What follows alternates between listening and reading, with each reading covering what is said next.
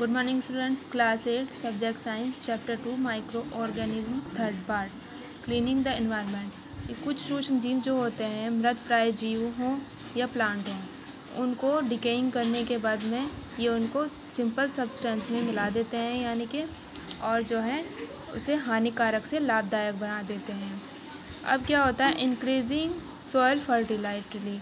कुछ जो जीव होते हैं लाइक जैसे कि रूट में पाए जाने वाले होते हैं, और जैसे कि सिंपल लैंग्वेज में हम बोल दें, एक केचुआ किसान का दोस्त होता है। तो ये जो केचुआ होता है किसान का दोस्त इसलिए कहा जाता है क्योंकि ये मिट्टी को भुरभुरा करके उसको उपजाऊ बनाता है। अब हम इंसानों में किस प्रकार से क्या बीमारियां कैसे फैलती हैं इसके बारे में हम पढ़ेंगे। यहाँ पर इसी चार्ट से हमें समझ में आ जाएगा स्टूडेंट्स। ये है वायरस, यानी कि वो सूक्ष्म जीव जिनसे जो बीमारियां फैलती हैं। वायरस होता है विषाणु। विषाणु से क्या फैलता है, हमें कॉमन कोल्ड हो जाता है, इन्फ्लुएंजा हो जाता है एंड डेंगू हो जाता है और पोलियो हो जाता है। हेपेटाइटिस बी और चिकन पॉक्स यानी कि चेचक, मेसल्स एंड मम्पस ये भी इसी की श्रेणी में आते हैं, और स्मॉल पॉक्स यानी कि खसरा और रेबीज़ भी विषाणु से फैलने वाला एक बीमारी है। ये आ जाता है एड्स, और एड्स भी उसी से फैलता है। रेबीज़ इस प्रकार फैलता है कि जब किसी स्वस्थ इंसान को कोई बीमार जैसे कि डॉग की लार में यानी कि कुत्ते की लार में सबसे ज़्यादा रेबीज़ पाए जाते हैं। वो लार चाहे तो वो उसको काट ले, या काटने के बाद उसके अंदर इंजेक्ट हो जाए, या फिर ऐसे ही वो किसी भी प्रकार स्वस्थ मनुष्य के अंदर पहुंच जाए तो वो रेबीज़ का शिकार हो जाता है।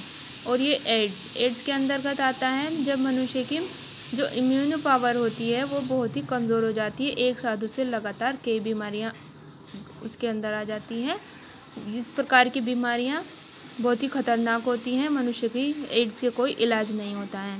बैक्टीरिया, अब बैक्टीरिया से क्या होता है, बैक्टीरिया से टाइफाइड फीवर होता है, चोलेरा यानी हैजा हो जाता है, अडेपर्सुलोसिस और एंथ्रेक्स और टेटनस और food poisoning and diphtheria and plague, यानी कि ये जो है भोजन अधिक तक खाने से फूड पॉइजनिंग हो जाती है, घेंगा हो जाता है और प्लेग हो जाता है बैक्टीरिया से।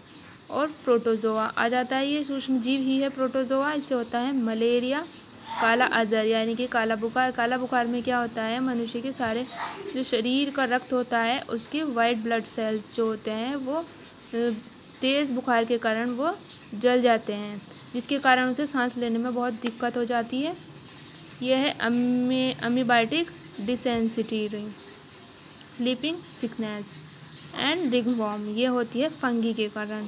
स्किन डिसीज़ है ये रिंगवॉर्म, शरीर पर चकत्ते टाइप पड़ जाते हैं इस प्रकार के। अब आ जाती है कॉमन डिसीज़, जैसे कि बैक्टीरिया से क्या होता है, काउज एंड बफेलोज के कैटल में अक्सर पाए जाते हैं बैक्टीरिया, और पोल्ट्री बर्ड्स यानी कि जहाँ पर मुर्गी पालन होता है। और फिर है वायरस से होता है। वायरस कहाँ पाया जाता है, अधिकतर गाय और भैंसों के और मुर्गी पालन के जहाँ पर इनकी बहुत अधिकता होती है वहाँ पर ये पाए जाते हैं। कुछ सूक्ष्म जीव बहुत ही जहरीले होते हैं, जैसे कि यहाँ पर लिखे हुए हैं, इनके नाम हैं सालामोनेला, क्लोरोस्ट्रीडियम एंड एस्पेगिलस, आ जाता है पेनिसिलियम। ये बहुत ही जहरीले जीव होते हैं, सूक्ष्म जीव होते हैं और टॉक्सिक इनमें बहुत ही अधिक मात्रा में पाया जाता है, और ये ग्रो करते हैं अपने किसी होस्ट की सेल्स को ख़त्म करने के बाद। Bacteria causing food poisoning, salmonella and clostridium. Fungi cases हो जाते हैं इस दो प्रकार के जो बैक्टीरिया हैं उनसे। So it is very important that we preserve food to prevent it